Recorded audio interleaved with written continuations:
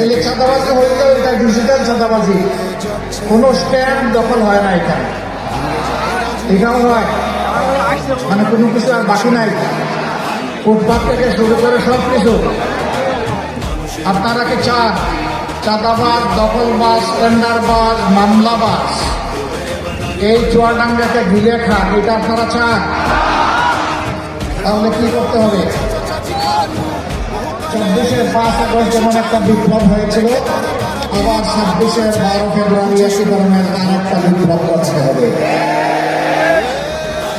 সেই 24-এর বিপ্লবটা ছিল বুলেটের বিরুদ্ধে, এবারকার বিপ্লব হবে ব্যালটের মাধ্যমে। একদিকে দেশের ন্যায় এবং ইনসাফ কায়েম করার জন্য, দুর্নীতি মুক্ত বাংলাদেশ করার জন্য, আধিপত্যবাদের কবল থেকে বাংলাদেশকে মুক্ত করার জন্য, চাঁদাবাজি এবং হয়রানিমূলক রাজনৈতিক পুরানা বস্তা পচা ব্যবস্থাকে তছনছ করে দেওয়ার জন্য আগামী এই নির্বাচনে 11 দল 22টি হাত আমরা একত্রিত হয়েছি। তার মানে এদেশের আপামর জনগণ একত্রিত হয়েছে। আমাদের স্পষ্ট বক্তব্য, বাবাজি দুর্নীতিবাজ, তোমাকে লাল কার্ড। বাবাজি তুমি চাঁদাবাজ, তোমাকেও লাল কার্ড।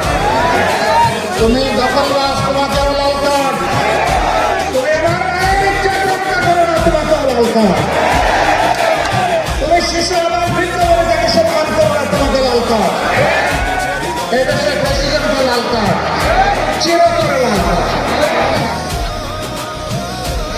সম্মানিত ভাইরা, একটি নতুন সূর্য বলে গেছেন কোনো জায়গায় দিশেহারা কেউ কেউ জনগণের বুকে প্রত্যাখ্যাত এবং পরাজিত হওয়ার ভয়ে আমাদের 11 দলের পক্ষে যে সমস্ত